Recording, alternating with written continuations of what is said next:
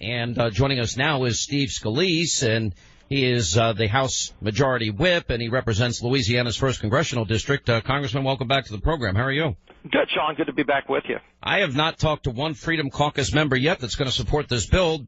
They say they have enough members to stop it, and it might be stopped in committee. Why are you so optimistic it's going to pass? Because I'm talking to all the members in our conference. Obviously, I'm talking to Freedom Caucus members, have been extensively for weeks now on some of the things that they're interested in seeing changed in this bill that we're working with them on, as well as other groups. You know, we've got the Tuesday group, and we've got the Republican Study Committee, which I used to chair as well. And if you look at the areas that members want to see changes from all three of those different caucuses in our conference, we're not that far apart. I mean, if you look at what we had last week, we had a committee meeting, 2 committee meetings, frankly, with members of all of those conferences. So we had Freedom Caucus members, RSC members, and Tuesday group members on energy, commerce, and ways and means.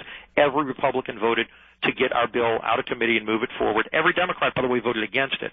So it's actually good to be in the middle of that fight in committee for 27 and a half hours, where we were fighting liberals on whether or not we should keep Obamacare, whether people should make their choices for themselves in health care or not, and, you know, which is the right approach. And all the Republicans chose to go this route. The Democrats wanted to keep Obamacare. So when you look at where we are... Well, everybody agrees on repeal and that Obamacare has to go. The difference... It's to replace elements. Is the replacement, and there's a lot of talk that it may not get out of committee on Thursday of this week. Is there any truth to that? No, I feel good about where it is in the Budget Committee. Each step of the way, we're talking to members about differences. But let's use a football analogy. You know, if you're Obamacare, we were pinned up on the 1 yard line, and we had 99 yards to go when we got the House, Senate, and the White House, and we said we're going to repeal and replace Obamacare. If you look at this bill where we are right now, everybody could write their own bill. You could write a health care bill that you might like better. I could surely write a bill that I would like better, but you got to get 218 votes. We're probably 80 yards down the field in full agreement, and now we're in the red zone, and there's those final items that we're working through. But if you look at what's in the bill that every Republican agrees on, look, we're going to defund Planned Parenthood in this bill. You don't hear anybody arguing against that. We're going to zero out the individual mandate, the employer mandate. Those are 2 major victories. Everybody's in agreement. We're actually giving Medicaid back to the states. We're actually letting governors and states run the Medicaid program. Conservatives have been pleading for that kind of reform for over 50 years. Listen, those are all good things, but I can tell you that I have not talked to a single Freedom Caucus member that is going to support this bill yet.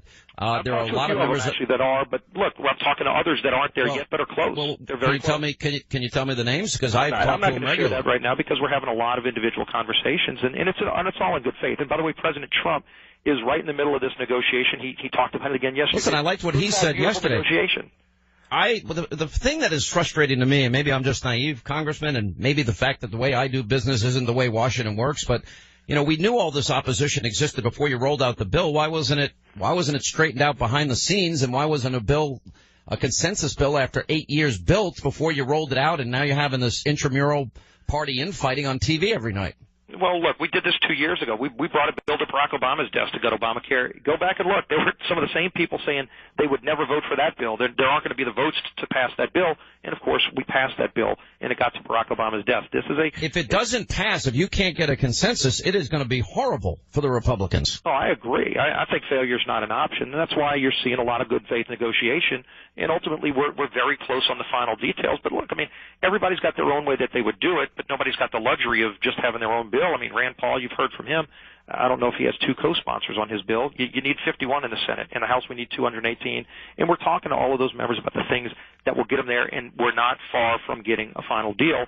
And what are going to be the changes? Because the biggest arguments I hear are there's still mandates, and that would be to the insurance company, not to the government, that there is a new government entitlement program. This is what they all tell me, that it doesn't fully repeal Obamacare because of the reconciliation process. They wanted to go to the 2015 bill and then offer the replacement, and that some of the taxes remain under a different name. Are any of those things true? Because I had Paul Ryan on last week, right after I had Rand Paul on last week, and they both completely gave very different versions of what's in the bill. And if I'm confused, and I follow this in great detail every day, you know, somebody's got to be right and somebody's got to be wrong, and I want to get to the bottom of it. A lot of the criticisms that I had heard were actually the CBO score confirmed. People were saying, oh, you know, what about the taxes?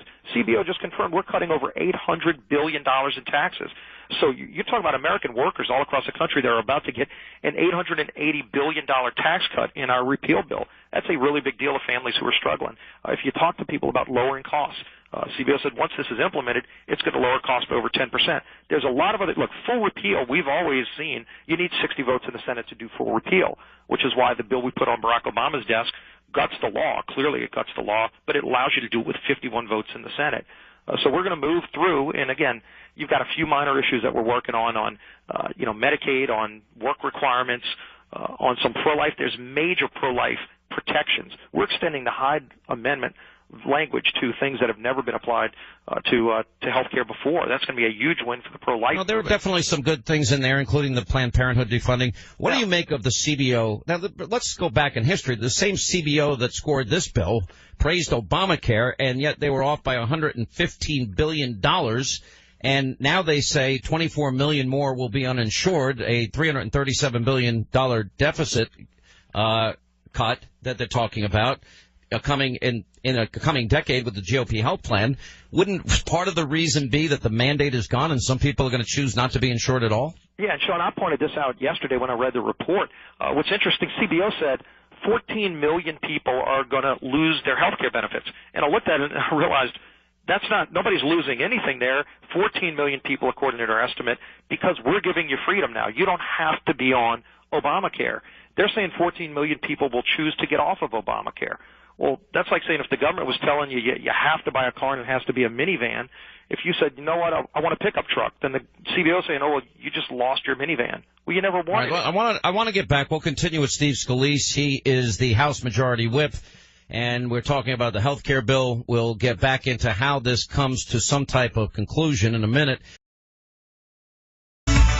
All right, as we continue talking about the health care bill, Steve Scalise is with us, and he is with the 1st Congressional District out of Louisiana. This bill is going to be very different. For example, is this going to be a bill in the Senate that Rand Paul is going to support, Ted Cruz is going to be supporting? I think in the end you'll see them support it because it encompasses all the conservative principles that we've run on in terms of giving people their own choice to buy whatever they want in health care, lowering the cost, lowering the deficit, cutting taxes, all of those things that are in the bill, plus defunding Planned Parenthood. So everybody's going to have a choice to make, but everybody's part of this conversation. I mean, if there's something that somebody wants to do a little differently, bring the idea, but make sure it's an idea that doesn't have just you and one other person. You need to be able to bring the votes to pass the bill, and frankly, a lot of members are bringing good ideas that we are pulling in and have already pulled into the bill at this point. But Sean, let's go back to the point that some people are saying just do repeal. Just bring the bill we put on Obama's desk a year and a half ago. That's not what President Trump ran on. President Trump, and I think one of the most refreshing things about President Trump is he ran on repeal and replace. I asked him many times. And I think it's very important that we follow through on that promise because it's not just about getting rid of Obamacare. It's put in place a better system where you can make choices and you can actually pay less for a health care plan that you want. Were you surprised at the opposition that emerged after you rolled out the bill from the Freedom Caucus Study Committee? All these senators, the Club for Growth came out against it, Americans for Prosperity. They all came out dead set against it. Were you surprised? For some people that haven't been through it, maybe so. But look, I was here a year and a half ago as the majority whip when we said we were going to put a bill on Barack Obama's desk to gut Obamacare, not replace, just to do the repeal elements. A lot of those same people were against that bill, and ultimately it passed overwhelmingly. The only Republicans that voted against it were people that had concerns about us defunding Planned Parenthood. So we had an overwhelming Republican vote for that bill, even though at the beginning people said, oh, it's not going to pass, the votes aren't there. And they all gave their best ideas. Well, great, give your best ideas, but at the end of the day, if you campaigned on being for repeal and replace and standing with Donald Trump on doing this and following through on that promise, this bill does it. We're working with members, our most conservative members. Will you take the best parts of Rand Paul and the Freedom Caucus's bill and add them to this bill? Is that the way you get them to support it? Rand Paul and his bill has refundable tax credits. This bill has refundable tax credits.